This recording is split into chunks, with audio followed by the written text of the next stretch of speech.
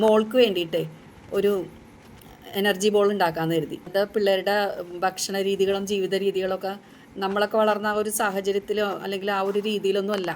കടന്നു വന്ന വഴികളിൽ കൂടിയാണ് അവരും കടന്നു പോണത്.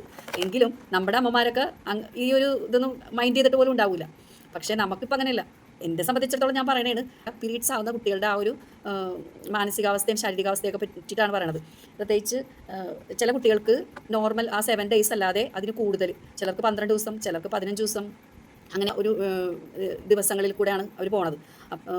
ശരീരത്തിന് ക്ഷീണം ഉണ്ടാകും, തലകറക്കം, വോമിറ്റിംഗ് സെൻസേഷൻ, അങ്ങനെ പല മാനസികാവസ്ഥയിലും ശാരീരികാവസ്ഥയിലും കൂടിയാണ് അവർ കടന്നു പോകുന്നത്. അതിൻ്റെ ഇടയിൽ കൂടി അപ്പോൾ ഞാൻ വാങ്ങിച്ചിരിക്കുന്ന സാധനങ്ങൾ, ഇത് പംകിൻ സീഡാണ്. പംകിൻ സീഡ് 250 ഗ്രാമിൻ്റെ ആണ് കേട്ടോ. 170. സൺഫ്ലവർ സീഡ്, പിന്നെ കാഷ്യൂനട്ട് ഫുള്ളായിട്ടുള്ളതിന് വില കൂടുതലായത് കാരണം ഞാൻ ബ്രോക്കൺ ആണ് കേട്ടോ വാങ്ങിച്ചത്. അതുപോലെ ചിയാ സീഡ് ഒരെണ്ണം മാത്രമേ എടുത്തോളൂ. ഇത് ഡേറ്റ്സ്, കുരുള്ള ടൈപ്പാണ്. ഇത് കുരു കളഞ്ഞിട്ട് എടുക്കണം. പിന്നെ എടുത്തത് ബദാം കുറച്ച് വാങ്ങിച്ചിട്ടുള്ളൂ കേട്ടോ. പിന്നെ ഇതിൻ്റെ ഒപ്പം ഫ്ലാക്സ് സീഡും കൂടി ഇടുന്നുണ്ട്. എല്ലാം കുറേശ്ശേ ഇടുന്നുണ്ട്. ഇത് ഞാൻ ഉപയോഗിച്ചതിൻ്റെ ബാക്കിയാണെങ്കിൽ കുറച്ചോളൂ. ബദാം എന്നിട്ട് അരക്കപ്പ് തന്നെ. പംകിൻ സീഡ് അരക്കപ്പ്, സൺഫ്ലവർ സീഡ് അരക്കപ്പ്, കാഷ്യൂനട്ട് അരക്കപ്പ്, ചിയാ സീഡ് അരക്കപ്പ്, ഫ്ലാക്സ് സീഡും അരക്കപ്പ് കഷ്ടിച്ചോളൂ കേട്ടോ. കപ്പിൽ കുറച്ച് കുറവാണേ. ഇത്രയും സാധനങ്ങൾ നമുക്ക് റോസ്റ്റ് ചെയ്തെടുക്കണം. എണ്ണയൊന്നും ചേർക്കാതെ ഡ്രൈ ആയിട്ടാണ് ചെയ്യുന്നത്. ബദാമിൻ്റെ ഒപ്പം മറ്റുള്ള ഇട്ടിട്ടുണ്ടെങ്കിൽ ചിലപ്പോൾ കരിഞ്ഞു പോകും. അപ്പോൾ അതുകൊണ്ടാണ് ബദാം മാത്രമായിട്ട് ചെയ്യുന്നത് കേട്ടോ. കാഷ്യൂനട്ടാണ് കേട്ടോ. പംകിൻ സീഡും സൺഫ്ലവർ സീഡും കൂടി ഒരുമിച്ചാണ് ചെയ്തത്. ചിയാ സീഡും ഫ്ലാക്സ് സീഡും കൂടി ഒരുമിച്ച് ഇട്ടിട്ടുണ്ട് കേട്ടോ. ലാസ്റ്റ് ഞാൻ എല്ലാം കൂടി ഒന്നുകൂടെ ഇട്ടേക്കാണ്.